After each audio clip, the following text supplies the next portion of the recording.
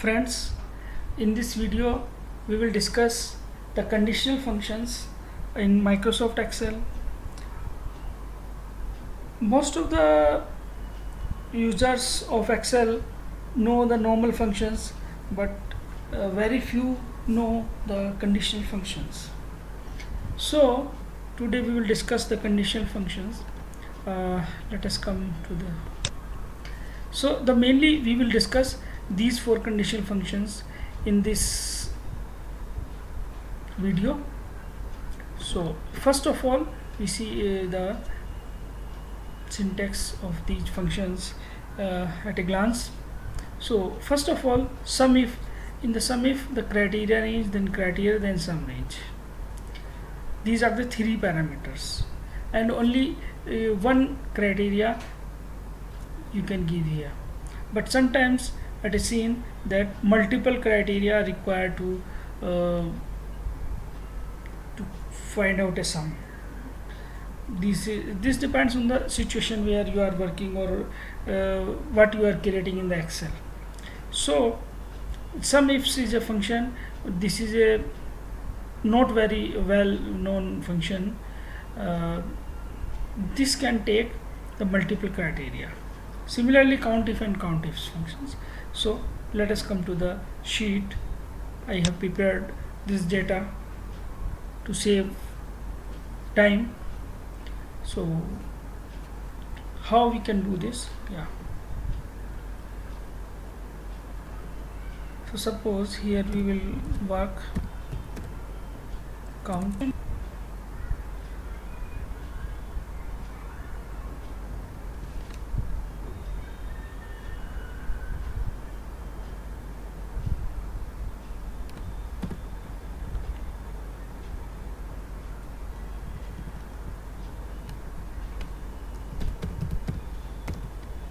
So here we will use the countif function. So what is the syntax? The syntax is the criteria range and the criteria. So first of all, suppose here we have to put the criteria range. So what we want to see in the B column how many invoices are there for a particular supplier. So we will give the range from B2 to B11, comma, the supplier name. We can give the supplier name here as an argument itself. So it is showing me ABC.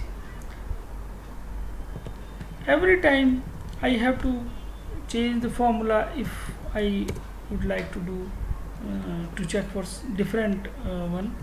So instead of that, what I can do, I can write it here, and in formula I can reference to this cell F1.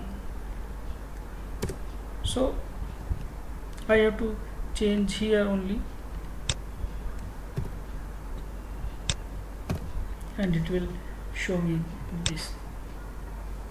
So in countif, this is the cell reference. Now we can use this with the numeric values as well. So suppose I want to check the invoices where the amount is greater than, suppose, 200.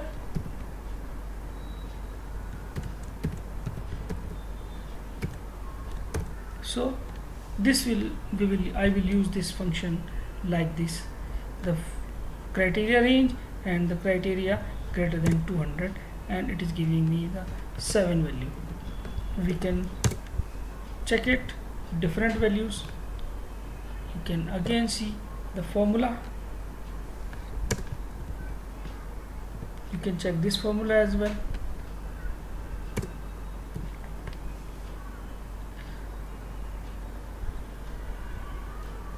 So this is the countif formula. Now if I want to see the count with the two different conditions, so how we will do that? We will use the countifs. Here we can give the multiple conditions.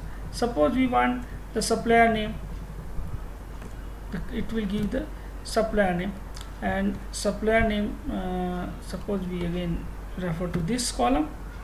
And the second criteria is, suppose the invoice is equal to not paid, then I will do it like this, and this is equal to no.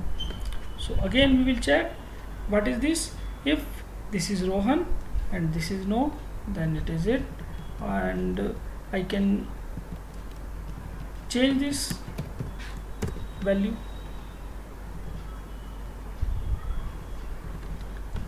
When I will change this value will also change. So here we can use multiple criteria for counting the rows, or you can say here we are getting the number of records which are fulfill the different criteria, multiple criteria at the same time.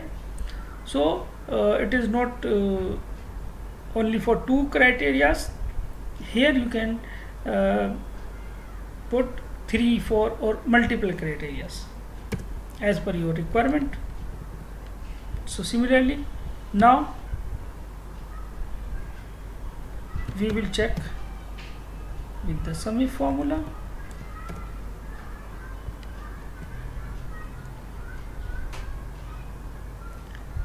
Sumif formula, here we know what are the parameters. First parameter is the range, it is the criteria range. So my criteria is that I have to choose for a particular supplier. Then the criteria means supplier name, then the sum of range.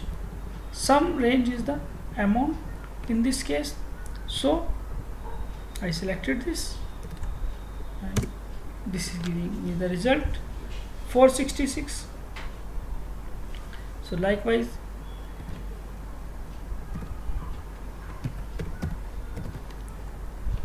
we can do different things as well.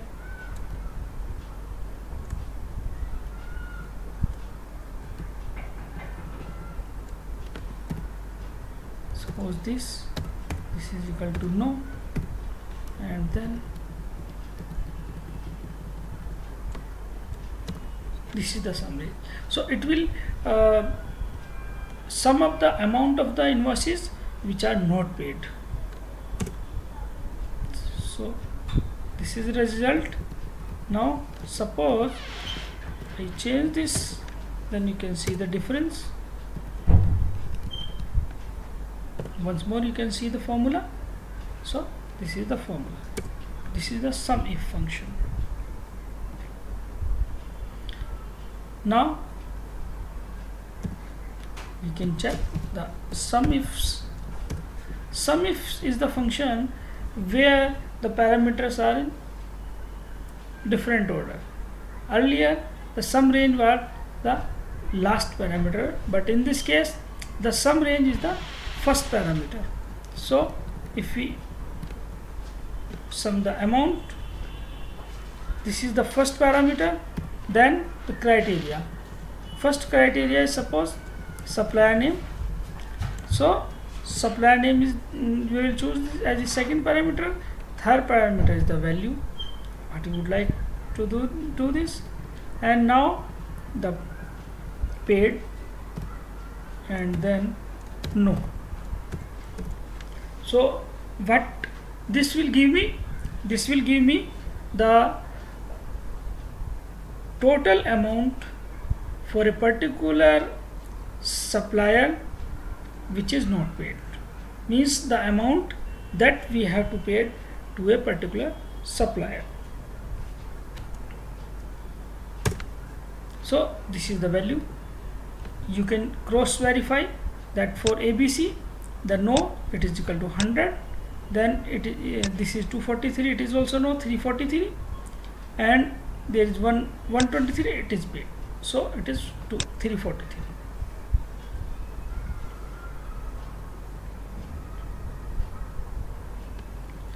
I hope you understand all these formula. Once more check. Yeah, this is the formula. So please subscribe my channel for similar videos for Microsoft Excel, and learn Excel with examples easy and fun. Thank you. Thanks for watching.